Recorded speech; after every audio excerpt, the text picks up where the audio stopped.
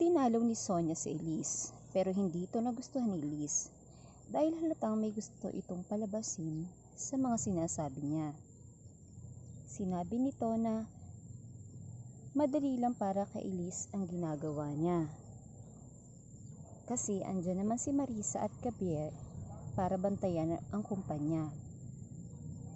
Pero sabi naman ni Elise ay hindi ito alam ang sinasabi niya. Kasi dapat lagi siyang nakabantay kay Hope dahil hindi stable ang lagay ni Hope. Pero sabi naman ni Sonia, hindi naman niya kailangan na magpakadoktor kasi may mga doktor talaga na nag-aalaga kay Hope. Sinabi naman ni Elise na ano ba talagang gusto mong palabasin? Sinabi naman ito na huwag gawing dahilan ng pag-stress niya para awayin si Gabriel dahil nanay din siya at hindi niya hayaan na madamay ito sa problema nilang mag-asawa. Sabi naman ni Elise na ilang beses na muntik na mawala sa kanila si Hope kaya siya nag-aalala at hindi sila pareho ng pinagdadaanan. Sinabi naman ni Sonia na nagmamalasakit lang ito at huwag niyang masamain ito. Dumating naman si Gabriel, agad namang umalis si Sonia at sinabi na sorry kung nami-misinterpret ang sinabi niya. Sinumbong naman ni Sonia sa mami niya at sa daddy nito na buti pa daw si Marisa napapagsabay ang pagpapatakbo ng kumpanya at mag-alaga ng bata at nakuha pa silang tulungan nito. Nagkaroon ng pagtatalo si Elise at Gabriel dahil sa pagpunta ni Sonia at sinabi ni Elise na nagsusumbong ka pa talaga sa pamilya mo at talagang may panahon ka pa para ikwento ang mga nangyayari dito. Hindi naman daw ito totoo at hindi siya nauwi doon at wala na siyang time para dumalaw pa dito. Wala naman palang nakakilala si Marisa sa City Hall. Gusto lang nitong magpalakas sa future na magiging ate niya. Sinabi nito kay Blue na gawan niya ng paraan ang pag-aayos ng permit. Sinabi naman ng mami ni Sonia na wag nang makialam pa sa problema ni Gabriel. At alam naman nila ang gusto ni Sonia na hindi siya gusto ni Sonia si Elise. Ang sabi naman ni Gabriel na baka nakakalimutan ni Elise na kakampi niya ito at hindi kaaway. Kinuwento naman ni Marisa na napakabait ni Jacob. At kinuwento din ni Marisa na tuwa si Gabriel kay Jacob. At mukhang ito ang nakakawala ng stress ni Gabriel. Nabanggit din ni Marisa kay Nanay Lucing na si Sonia na mabait ito kay Jacob. Sinabi naman ni Nanay Lucing na ito ang kapatid ni Gabriel na hindi kasundo ni Elise. Sabi naman ni Marisa mabait naman itong si Sonia sa kanila. Kaya hindi niya alam bakit hindi makasundo ito ni Elise. Nagkaayos naman si Gabriel at Elise. Sinabi ni Gabriel na hindi kailangan sarili na Elise ang problema kasi pamilya na sila. Huwag siyang mag-aalala at parati na siya andyan para sa mag-ina. Tinanong naman ni Gabriel kung kinuwento ba ni Marisa kay Sonia ang nangyari sa ospital. Sinabi naman niya na oo, kinuwento niya yung nangyari kay Hope at Elise. Bakit? May nangyari ba? Sabi naman ni Marisa. Oo daw, pinuntahan daw kasi ni Sonia si Elise at nag-away sila.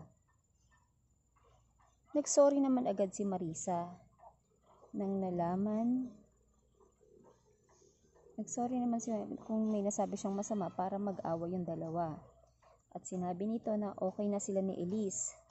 Susunod, wag na lang daw magkwenta kay Sonia tungkol sa kanila kasi hindi sila magkasundo nito.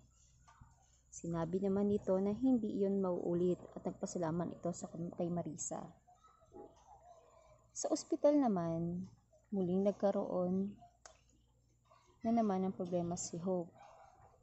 at tumihina ang puso nito.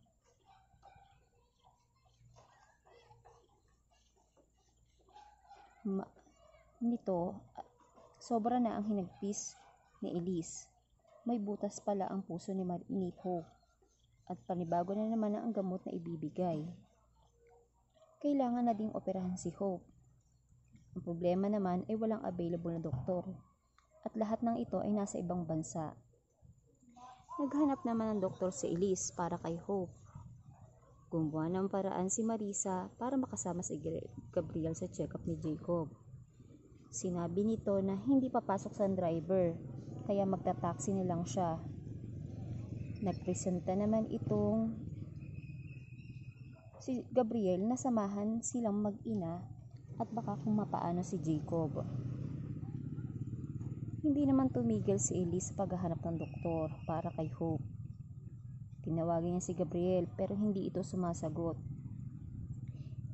Tinatawagan din ni Nanay Lusing si Marisa at sinabi sa opisina na umalis ito kasama si Gabriel at Jacob.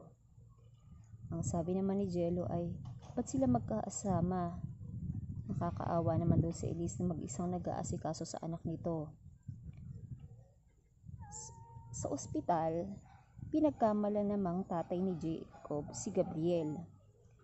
Sinabi naman ni Marisa na ninong lang ito at hindi to ang ama nito.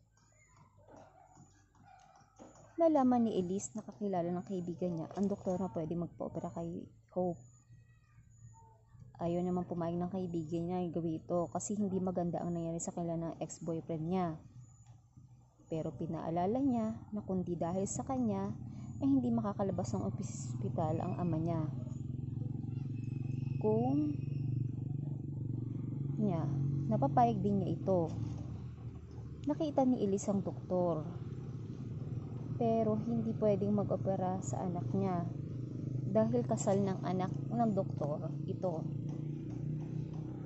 Hindi naman sumuko sa Elise, nagmakaawa ito sa kanya. Ayaw pa rin pumayag ng doktor kasi kasal nga ng anak niya ngayong araw. Kaya nagmakaawa at nagmakaawa pa rin ito.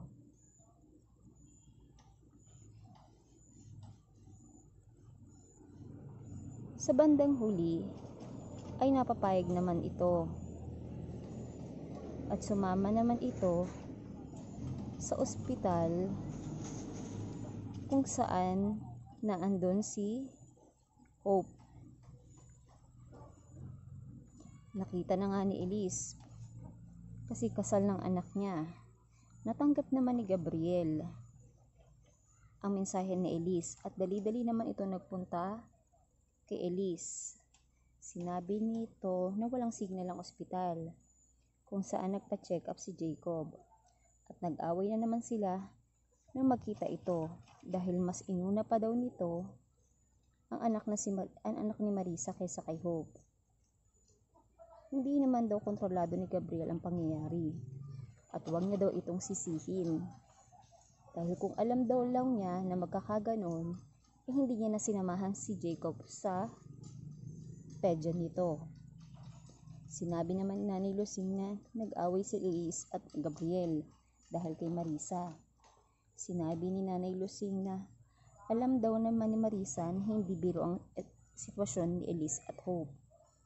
At bakit sumasabay pa ito?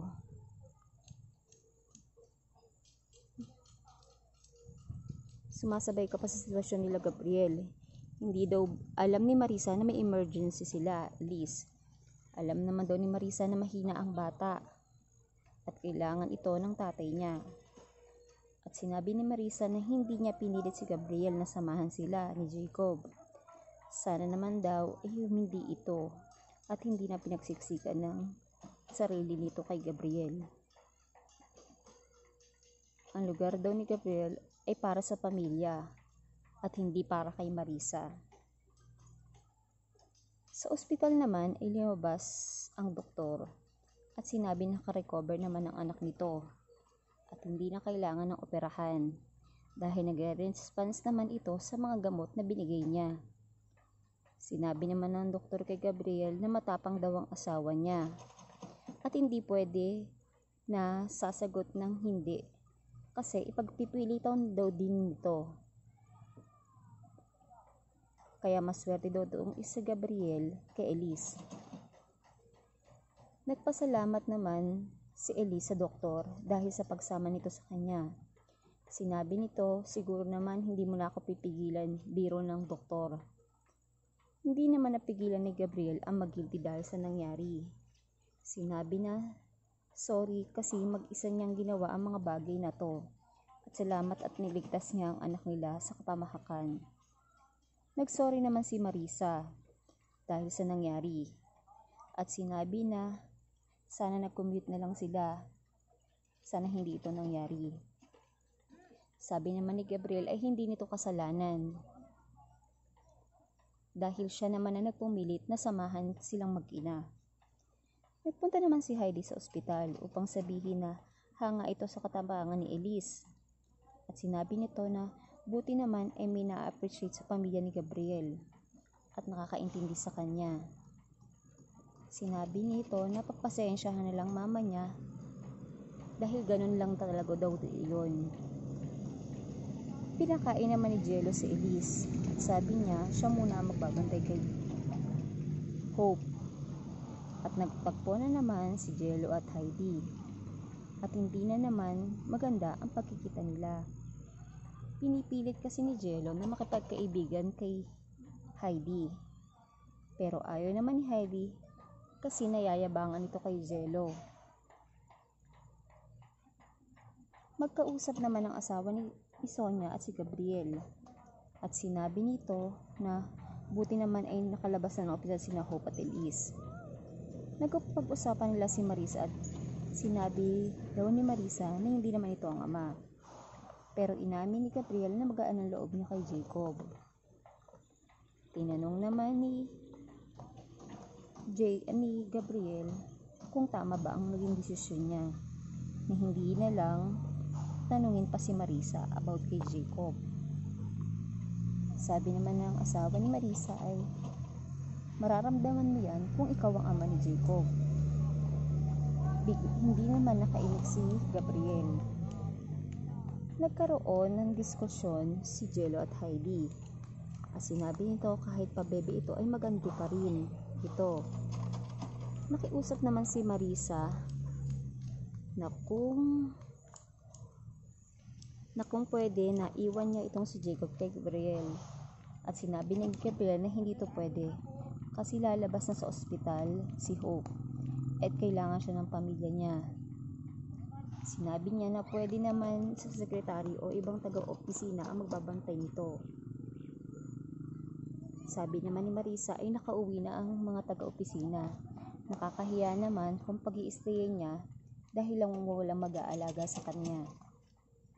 Hindi pa rin niya napilit si Gabriel at umalis na ito. Nakauwi na sina Elise. Habang nasa kwarto naman ay sinabi nito na kamukha ni Elise si Hope. At sinabi nito na kung sino daw ang kamukha nito ay mahal na mahal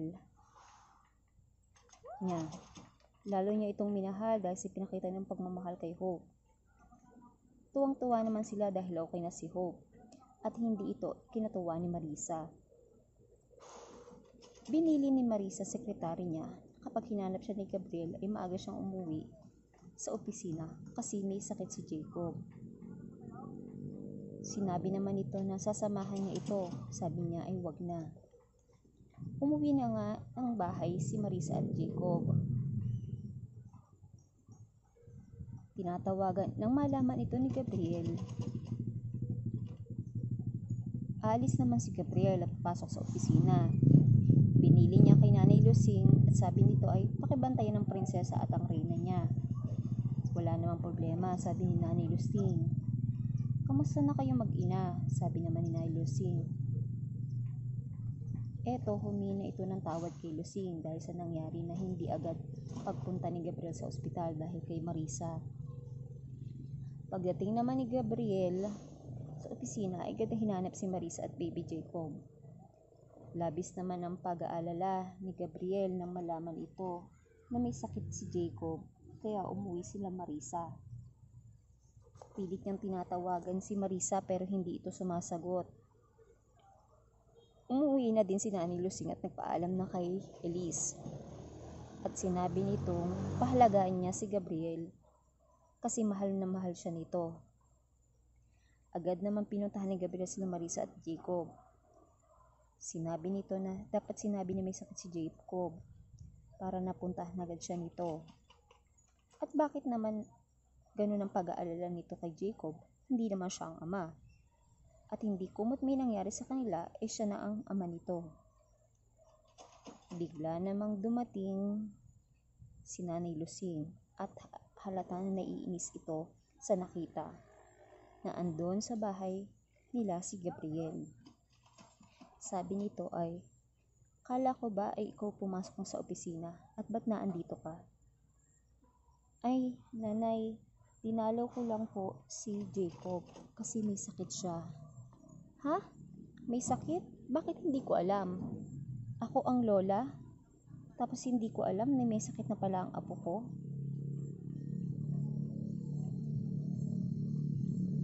Sabi naman nito ay,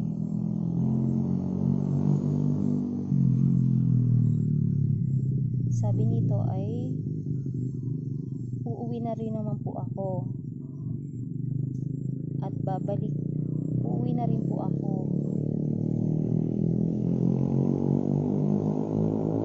Pagkaalis naman ni Gabriel, ay nagtalo na naman si Nanay Lusing at Marisa. Dahil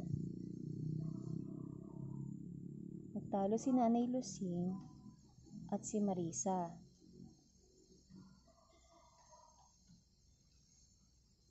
Nagalit kasi si Nanay Lusing kay Marisa at tinanong niya ito kung may gusto ba ito kay Gabriel. Kaya pinipilit mo magkagalit yung mag-asawa. Ako ang pinag-iisipan mo ng ganyan. Sa tingin mo, kaya kong agawin si Elise? At sinasabi mo na ako ang masama para protektahan mo sa Elise? Nay, wala kaming inaagaw ni Jacob dito. Hindi ko pinapunta dito si Gabriel kahit tanungin mo pa siya. Kulang naman ibigay ko sa kanya ang lahat. Pero ako pa rin ang mga agaw. Kahit nung bata kami, inuuna ko siya. Pero sa tingin niyo pa rin, ako pa rin ang masama. Dumalo naman sila Elise sa pamilya ni Gabriel at sinabi ng mami niya na pabinyagan na ito para hindi na maging sakitin ito. At sumang-ayon naman si Elise. Kinuha namang ninang ni Elise si Christina at masaya ito. Samantalang si Sonia ay naka-insmid. Halatang naiinis ito kay Elise. Nangumpisal si Nanay Lusing.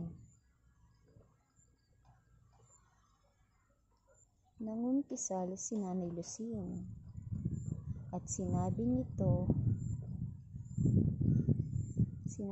ito na nag-aalala siya kasi pinag-iisipan niya ng masama ang anak niya at ang asawa ng best friend niya.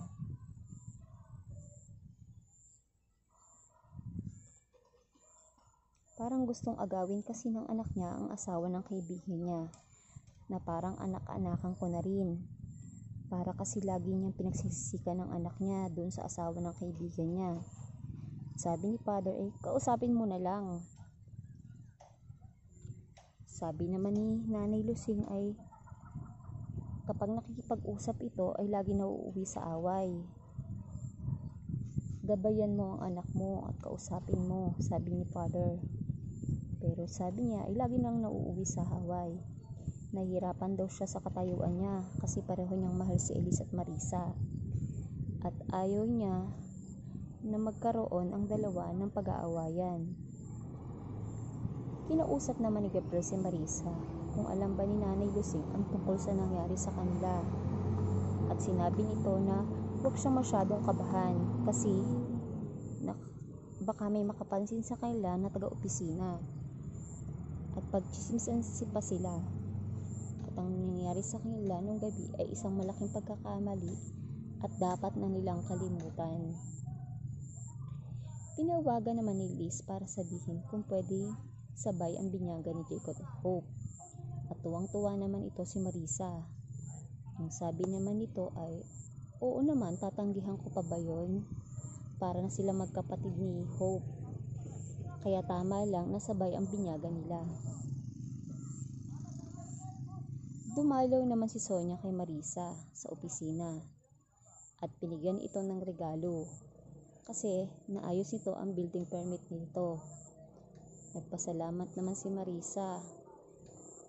Kinuhan ding ninang ni Marisa si Sonia at sinabi niya na mabait ito sa kanila ni Jacob at hindi naman ito nagdalawang isip.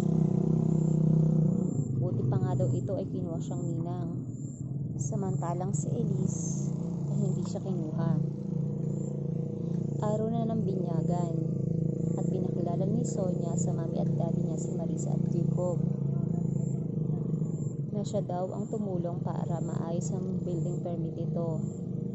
Nagpasalamat naman ito kay Marisa at nagustuhan naman nila si Jacob. At sinabi na napaka-cute naman ng batang ito. At binuhat naman ng daddy ni Gabriel si Jacob at halatang tuwang-tuwa sila kay Jacob. Napansin naman ito ni Elise at halatang masama ang loob nito dahil hindi nila binubuhat si Hope. Si Gabriela at si Jacob lang ang pinapansin nila. Nabigla naman ang pari na makita si Lucing kasi sa kanya ito nagkumpisal. At naalala ang mga nito ang mga sinabi sa kanya. Binulungan naman ng mami ni Gabriel ang asawa nito. At bakit daw ito tingin ng tingin kay Jacob? Ang sabi naman nito ay dahil isa siyang Villarosa at ito ay apo nila. Nabigla naman ito sa narinig. Sa reception, Ramon, anong pinagsasabi mo kanina sa simbahan? Unang tingin ko pa lang sa batang yan. Alam ko na apo na natin yan. Paano mo nasabi? Yon, ganyan ang itsura ng kapatid kong si Jose nung bata pa. At ang mata niya nung bata, nakita mo ba? Kamukhang kamukha ni Gabriel. Ang ibig mong sabihin, nagsisinungaling si Gabriel kay Elise? Malamang, hindi niya alam. Basta sigurado ako, apo natin iyan. Pero Ramon, paano magagawa ng anak natin yan at sa best friend pa ni Elise? Well, baka may kulo sa loob ng anak natin na hindi natin alam. Marisa, I like that woman. She's so different from that naging wife of his. Ramon, wala dapat makaalam nito at hindi natin dapat sabihin kay Gabriel unless siya mismo ang magsabi sa atin. Lumapit naman si Ramon kay na Marisa at sinabi na ang cute-cute daw ni Jacob. Tinanong din nito kung paano niya nagawang makakuha ng permit at paano ito nakilala ang tao sa munisipyo. Sinabi ni nito na sinisigurado niya hindi nakakalimutan ng mga empleyado ng munisipyo kapag birthday at may mga okasyon. Na-impress naman si Ramon sa narito at sinabi niya na kung may oras sa mga ito ay dumalaw naman si Jacob at si Marisa sa opisina niya para makita nito ang mga project ng mga ito. Sabi naman ni Marisa, okay, sige po. May tanong naman ni Elise kay Gabriel kung kailan pa naging close si Sonia at Marisa. Sinabi nito nung napadaan ito sa opisina at tinulungan si ate sa building permit niya. Maputit pa daw si Marisa ay nakasundo agad ng ate niya. Samantalang siya daw ay matagal na hindi pa din makuha ang loob niya. Nagkausap naman si Father at Nanay Lucing at sinabi nito na gabayan mo si Marisa kung hindi man ito nakikinig sa kanya. Sinabi nito na kausapin niya ng masinsinan para magsabi sa kanya kung ano man ang nararamdaman ng anak niya. Sabi naman ni Nanay Lucing ay mukhang hindi niya nakilala ang anak. Dahil marami itong ginagawa para pagdudahan niya. Hindi niya na raw alam ang gagawin. Dahil marami itong ginagawa na nakakahalata na siya. Kinuha naman agad ni Nanay Lucing si Jacob. Dahil nahalata nito na gustong gusto ito ng pamilya ni Gabriel. Ni hindi nito kinukuha si Hope. Si Jacob lang ang laging hinahanap at pinubuhat. Kinuha na agad ni Nanay Lucing si Jacob dahil nakakahalata nito sa pinakikita ni Ramon na pagka-interesado kay Jacob. Nilayon naman ito sa mga ito. Nilapitan naman ni Jello si Heidi at sinabi nito na pagpasensyahan nito kung akala nito ay minamaliit niya ang problema nito nung nakaraan. Ang sabi naman ni Heidi bakit siya kinakausap nito? Ang sabi naman ni Jello ay gusto lang nito maging kaibigan at agad naman siyang nilayasan nito. Kinumpronta naman ni Marisa si Nanay Lucing dahil hindi na daw nito binitawan si Jacob sa reception. At tuwang-tuwa naman kasi ang mga bisita nila kay Jacob. Ano naman daw ang problema? Kasi siya naman daw ang lola. At siya lang daw ang may karapatan dito sa apo niya. At may mga apo din naman daw yon na dapat nilang alagaan at pansinin. Kaya ang gusto ko, ang apo ko ay close sa akin. Naiinis namang to si Marisa. Masama naman ang loob ni Elise kasi pinamumukha daw ni Sonia sa kanya na mas close sila Marisa. Sabi naman ni Gabriel, hindi ba pwedeng itabi niyo muna ang alitan niyo? May munting anghel na dito sa bahay. Kaya dapat masaya lang tayo. Tama ka dyan, Gabriel. Andyan na si Hope. Kay Hope pa lang ay masaya na tayo. Inimbitahan naman ni Ramon sa bahay nila si Marisa at Jacob. Nabigla naman dito si Carmelita, ang asawa ni Ramon. Sinabi nito na dinala niya sa office si Jacob at Marisa. At natuwa ito at nagustuhan daw ito ni Marisa. Sabi naman ni Ramon, manang-mana sa kanya si Jacob sa kagwapuhan. Sumang-ayon naman dito si Sonia. Sinabi naman ni Ramon na pinaluto niya ang special kare-kare ng asawa. At paborito daw ito ni Gabriel. Talaga po, Uncle? Sabi ni Marisa.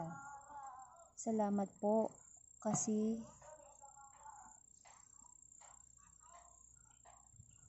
nag-abala po kayo na ipagluto ako.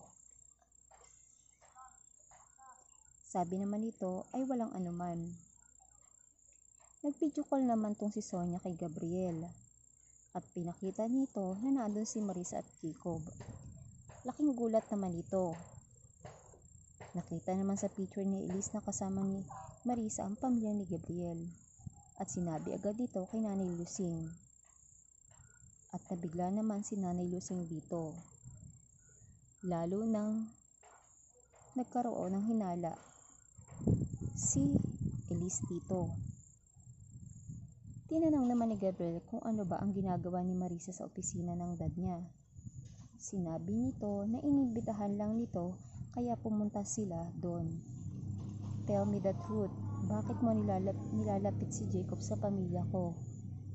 Dahil ako ba ang ama ni Jacob? Di ba sinabi ko na sa'yo na dahil request ng pamilya mo na dalhin ko si Jacob? Masama ba maging proud sa anak ko dahil maraming natutuwa sa kanya? Kaya relax ka, huwag kang paranoid.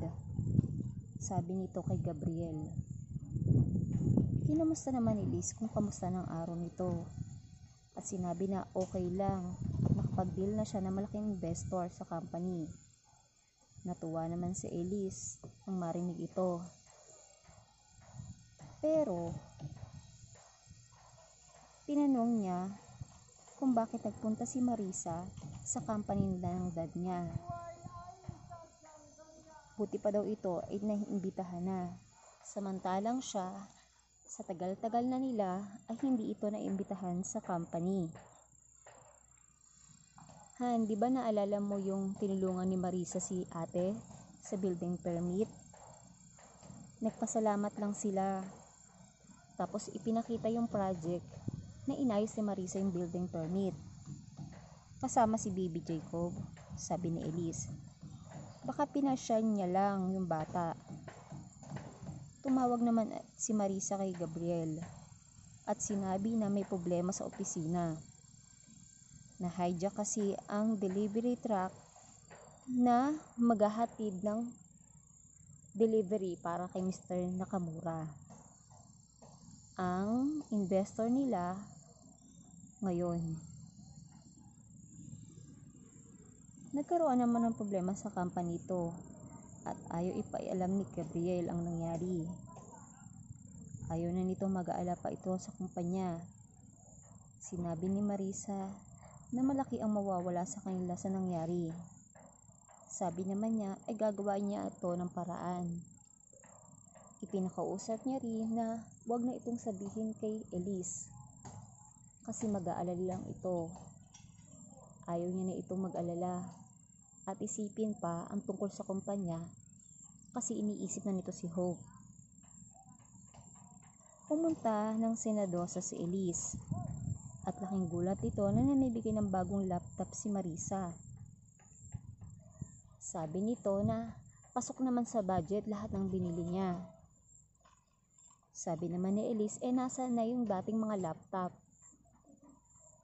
Luma na yon para maging productive naman ang pagtatrabaho nila pagka may bago silang laptop.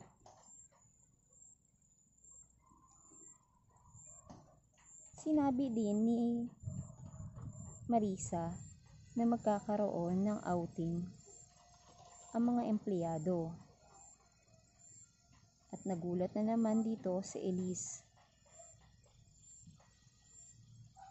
Sinabi na naman niya na pasok na naman ito sa budget. Dahil labis na kinagulat na naman ni Elise ang ginagawang ito na pagbabago ni Marisa sa kumpanya. Pumasok ito sa opisina ni Marisa at nakitang nandoon sa office si Jacob.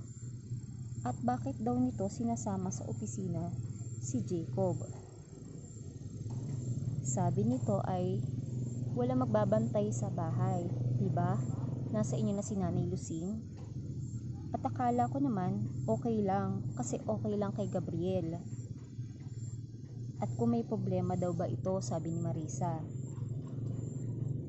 Marisa, hindi ito lugar ng mga bata, sabi naman ni Elise. Mabait naman si Jacob at hindi naman nakakaistorbo sa ginagawa ko. At palagi lang din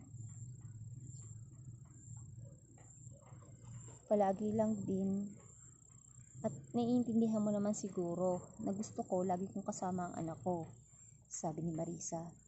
Marisa, this place is not for baby. Baka kung anong virus ang makuha niya dito.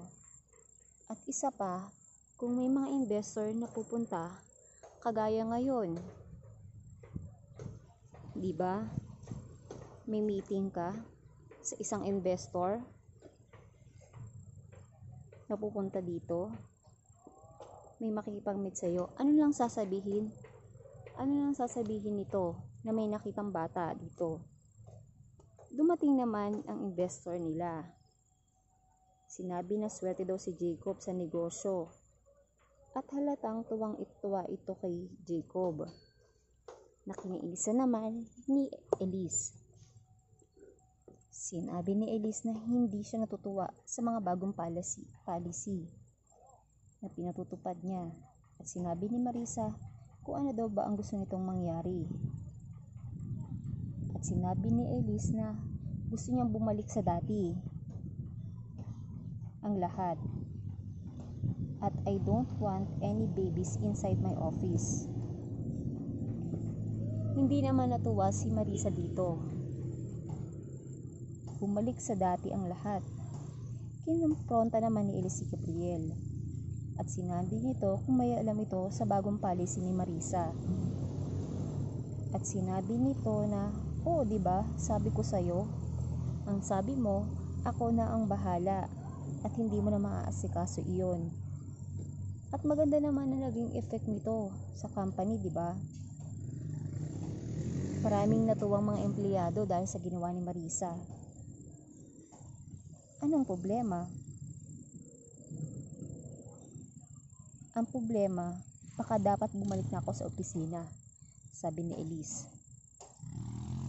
Nagalit naman ang investor kay Gabriel dahil hindi nito natupad ang pangako nito na on-time delivery. Dahil nga na-hijack ang kanilang truck na may lamang mga perlas. At sinabi nito na ika-cancel ng lahat ang orders nito. Nanlumon naman si Gabriel sa narinig. At nakiusap naman si Gabriel na pagbigyan pa ito kahit mga ilang araw lang. Hindi na pumayag si Mr. Nakamura at galit nitong sinabi na ipo-pull out niya na lahat at hindi na ito order sa kanila. Pumunta naman ang opisina si Elise kasi pinapunta siya ng board dahil may financial problem ito. At nagbigla ito nang sinabi na nawala ang big investor nila. Sinabi naman ng isang member na gawing shareholder si Marisa dahil may pera ito at naibenta daw ni Marisa ang company nito. Kaya may pera ito para bumili ng share at yun lang daw ang makakalabas sa company. Nainis naman si Marisa dito at si Elise dito at sinabi, Bakit? Bakit si Marisa? Ang sabi naman niya ay, hindi ako makakapapayag. Kinausap naman ni Elise si Marisa na sinabi niya talagang kinausap mo pa ang board para sabihin na may pera ka? Sabi naman ni Marisa ay wala siyang sinasabi dito. Kinausap mo pa talaga ang board para sabihin na gusto mong bumili ng share sa company? Company ko? Wala nga akong sinasabi. Wala akong alam dyan, Elise. Paano malalaman nagbenta ka ng company mo? Wala akong kinakausap ng board at tinanong ko ang CFO kung saan ko pwedeng dalhin ang pera ko. Kung saan ako pwede mag-invest. At dinidinay mo na may kinausap kang mga board member? Oo, at dahil wala talaga akong alam. Bakit pa pinagpipilitan mo na may ginawa ako? At isa pa, wala ba akong karapatang bumili ng share sa kumpanya na pinaghirapan ko din? Dahil sa pagbubuntis mo at isa pa, kaya naibenta ang company ko dahil napabayaan ko na yon. Dahil sa pag-aasikaso ng kumpanya mo. Tama ka, kaya nga kita ginawang CEO pero para alagaan at paluguin ng kumpanya ko. At paswelduhan. Ang sakit mo naman magsalita, Elise, sabi ni Marisa. Sa ama ko ang kumpanyang ito. At hindi ko ito pinagbibili sa kahit na sino. Okay, may desisyon ka na? May desisyon na din ako, sabi ni Marisa. I want to resign. At lumabas ng office si Marisa. Inaway naman ni Elise si Gabriel. At sinabi nito na ginawa siyang tanga kasi hindi nito sinabi na malaki na pala ang problema ng kumpanya. Nagsorry naman si Gabriel na sinabing ginagawa niya naman ng paraan. Pero huli na kasi umatras na ang kliyente. At sinabi nito na gusto ng board na magbenta siya ng share kay Marisa. At sinabi nito at kinumpronta ko siya at magre-resign na siya. Pinabayaan mo lang na mag-resign siya sa ginawa niya ng company nung time na kailangan mo siya?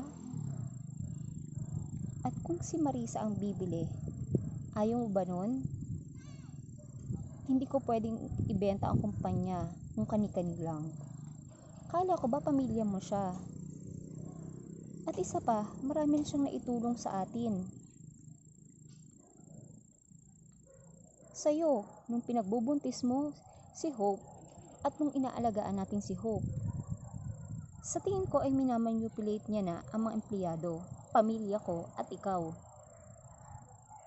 Pina-pull out naman ni Mr. Tan, isa sa mga board member, ang share niya. Sapagkat daw baka malugi na ito. Pinipilit naman ni Elise na wag itong mag-pull out. Kasi hindi naman daw ito malulugi kasi ginagawa niya ng paraan.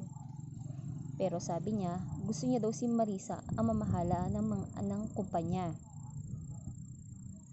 At kung mag-resign daw tong si Marisa, ay gusto daw niya na nasa kanya na ang pera niya once na nag-resign na si Marisa.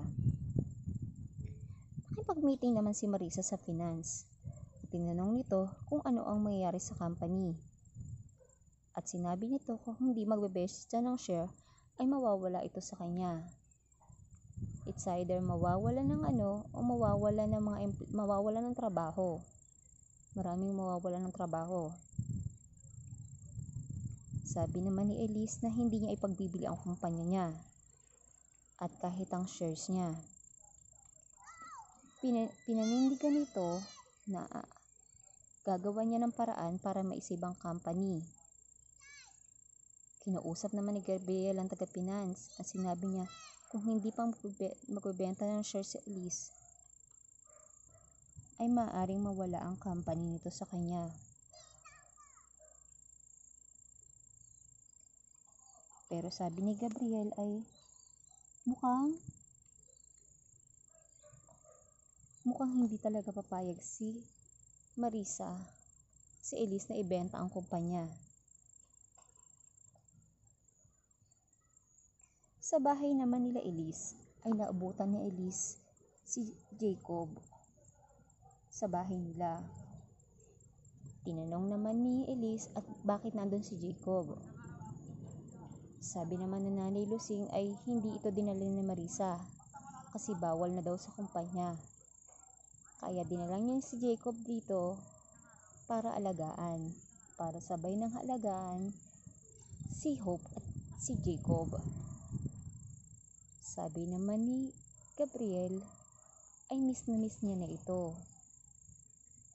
Matagal na itong hindi nakikita sa kumpanya. Dumating naman si Marisa. At sinabi nito na pasensya na at ngayon lang siya nakauwi kasi marami itong ginawa sa opisina. Mukhang hindi naman natutuwa dito si Elise. Kinuha agad ni Gabriel si Jacob at sinabi nitong sana naman ay lagi nitong dalawin kasi miss na miss niya na ito. Mukhang nagdududa na si Elise kay Gabriel. Sabi na pinakikita nito ang pagiging close nila ni Marisa. At parang gustong gusto ng mga ito pagiging close ni Marisa. At parang gusto ng mga ito si Jacob. Lalo na ang pamilya ni Gabriel na halos ay mas close pa si Jacob sa kanila. Papasok na sa opisina si Gabriel at Elise, pero hindi ito sumabay si Elise. Naghahanap kasi si Elise ng ebidensya kung tama ba ang kutob nito. Tiningnan nito ang lahat ng gamit ni Gabriel at wala naman siyang nakita. Pero nang tingnan nito ang laptop ay may nakitang picture ni Gabriel sa laptop nito at picture ni Jacob. Lalo nang lumakas ang hinala nito.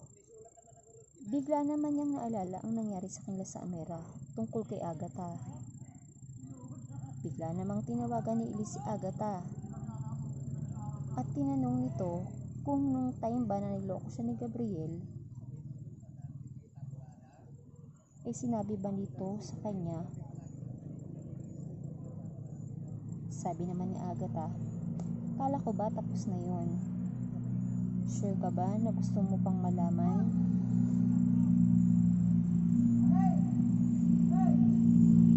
Sabi naman ni Elise, oo, gusto kong malaman. Sinabi niya na medyo nag-overlap ito kasi nung time na sila pa ay nagkikita pa sila. Tapos na naman yon, sabi nito, na kung may problema pa daw si ni Gabriel at kung kailangan niya daw ng tulong, nandito lang siya para kay Elise. Sinabi naman ni Elise na okay lang siya, salamat na lang. Kinausap naman ni Gabriel si Marisa. Sinabi nito na wag na nitong bilhin ng company para wala silang problema ni Elise. Sinasabi mo ba ang feelings ni Elise? Ang mahalaga dito, wag daw masamain ni Marisa ang sinasabi nito sa kanya. Sinasabi nito sa kanya, alam daw niya ang ginagawa niya lang yon para kay Jacob. Nagtatrabaho ako sa kumpanya nyo mula pagbubuntis niya at pag-aalaga kay Hope. Ni minsan hindi kayo nakarinig sa akin ng reklamo. Paano na kami ng anak ko ha? Paano kami ng anak ko? Sabi ni Marisa. Marisa, I'm sorry. Wala ako magawa. Si Elise ang may-ari ng kumpanya. At siya ang magdedesisyon nito.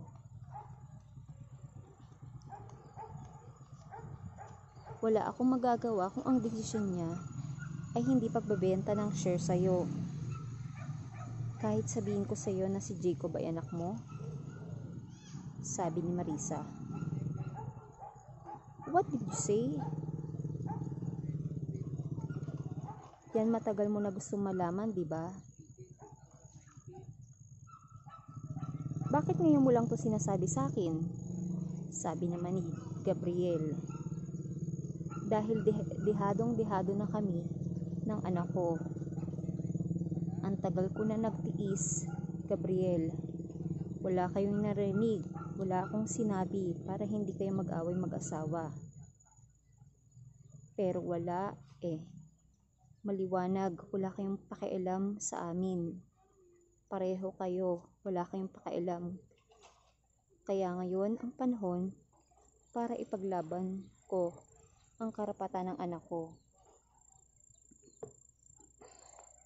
Sigurado ka ba na ako ang ama ng anak mo? Sabi ni Gabriel. Anong tingin mo sa akin? Kung kani-kanino pumapatol? Tigilan mo na ang pag-iinsulto sa akin, Gabriel. Anong gusto mo? DNA test? By all means. Sige, magpa-DNA tayo. Para yan lang ang paraan para ipaglaban mo ang anak mo. Sabi naman ni Marisa. Sige, pero hindi na dapat ito malaman ni Elise. O sige. May pinakita naman picture ang sekretary ni Elise na magkasama si Marisa at Gabriel. Galit na galit naman ito at lalong naghinala ito sa pagtitinginan ni Marisa at Gabriel.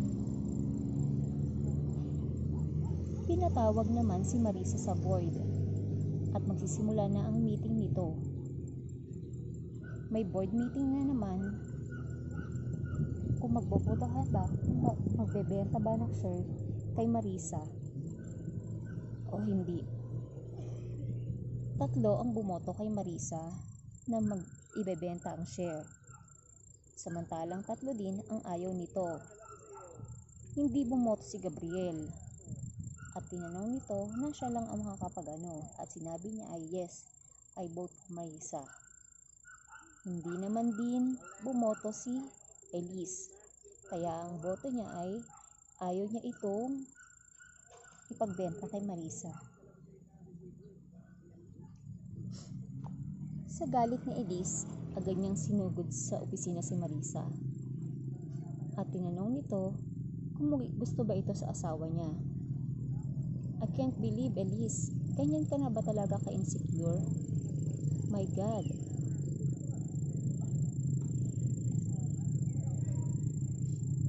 Sabi ni Marisa.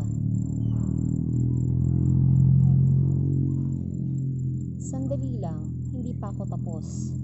Sabay hawak sa braso ni Marisa. Sabihin mo, are you seducing my husband? Using your child? Hindi kita papatulan. Hindi ka papatulan dati Marisa. Ginagamit mo ang anak mo para makuha ang simpatsya ni Gabriel at manipulate mo ang empleyado ko at board member para makakuha ng share. Pwes, hindi uuburay ang pagiging ahas mo sa akin. At hindi ako papayag na magbenta ng share sa'yo.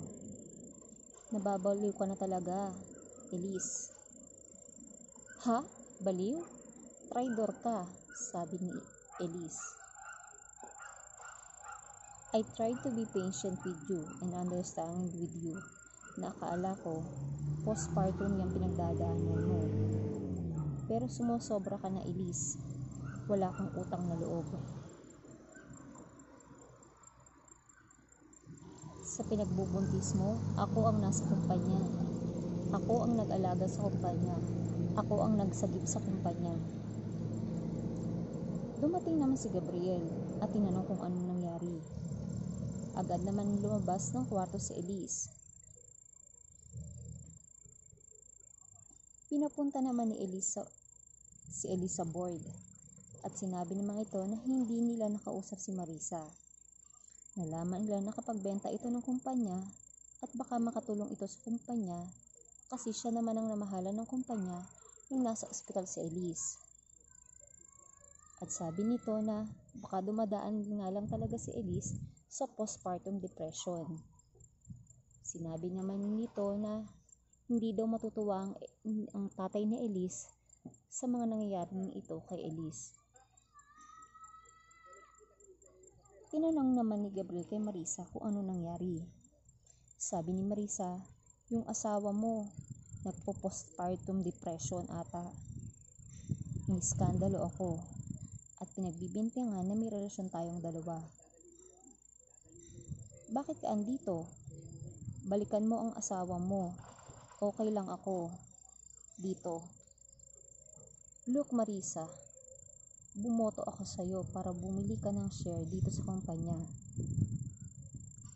Talaga? Ginawa mo yon?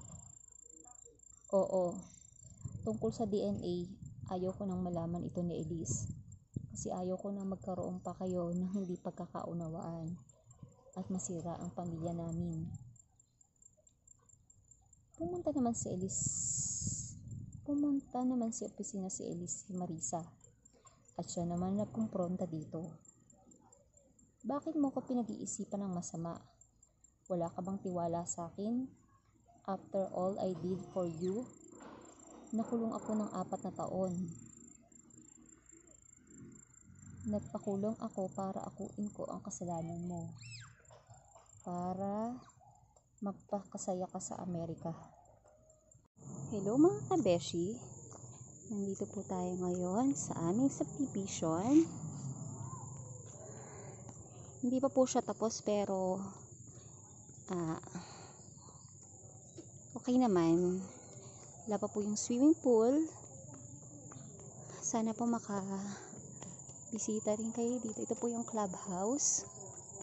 Ito po. May mga batang naglalaro. Napakaganda po dito sa aming lugar. Tahimik, malamig.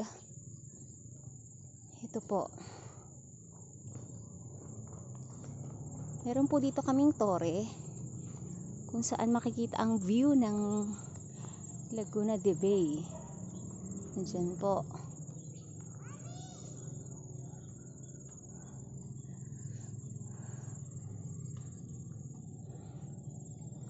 Nandito po. Marami po laging bata dito na naglalaro.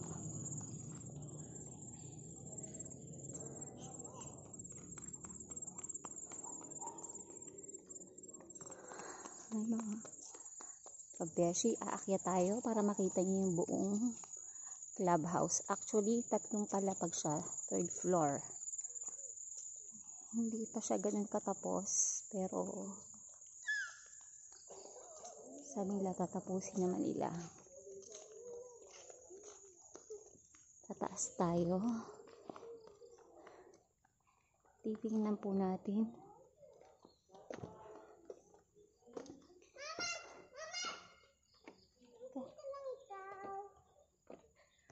Wait anak. Titingnan natin yung taas. Pakikita natin sa kanila kung gaano kaganda ang ating clubhouse. Dito sa Silang, Cavite. Careful ah. Ito po ang aming subdivision. Yan po yung mga bahay dito. Sobrang lamig po dito, lalo na ngayong December. Tapos sobrang tahimik po. Kaya kung may bala kayong kumuha ng house and lot, sabihin nyo lang sa akin mga kabeshi. Kakahingal. Ayan po.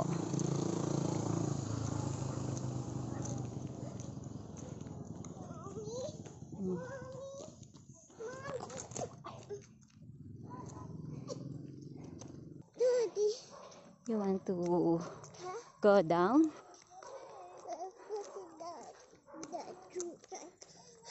Oh, look oh. Ito po. Ito mga kabeshi, may mga namamasyal pa dito.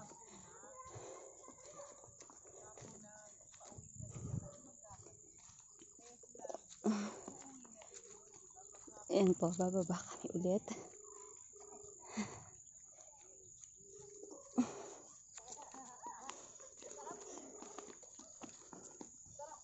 Ito, nakikita nyo ba? Mga kabeshi. Ito po. Ayan po. May mga bata. Ay, dito pala doon. Marami po laging bata dito.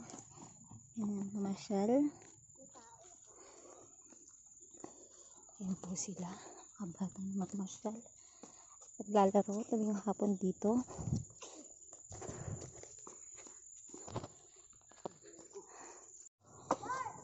Ito po, sa kabilang side naman po tayo aakyat para batiin sa inyo kung gaano kaganda ang clubhouse ng aming subdivision. Yan po yung tore.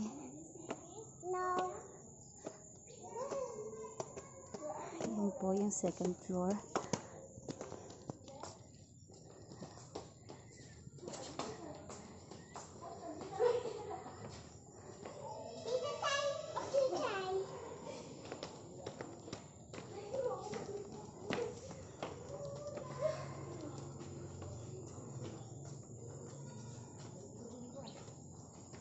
Medyo madilim na po kasi medyo ano na.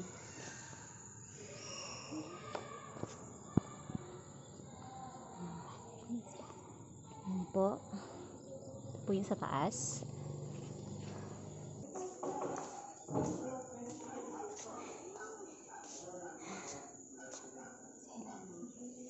Hello po. Ito na po yung pang 3rd floor. Ayan po yung baba. Kita nyo ba? Sobrang ganda ng sunset. Ayan, batang glaro sa baba.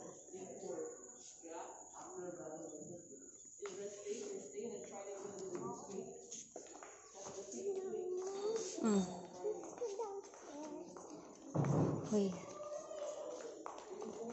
Ito po yung main hall.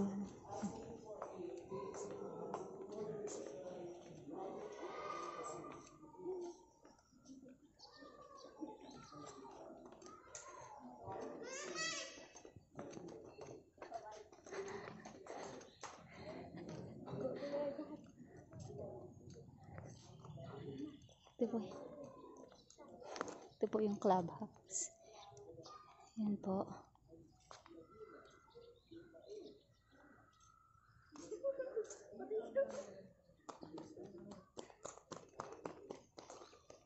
Ito po yung kabuuan ng aming clubhouse. Ayan po.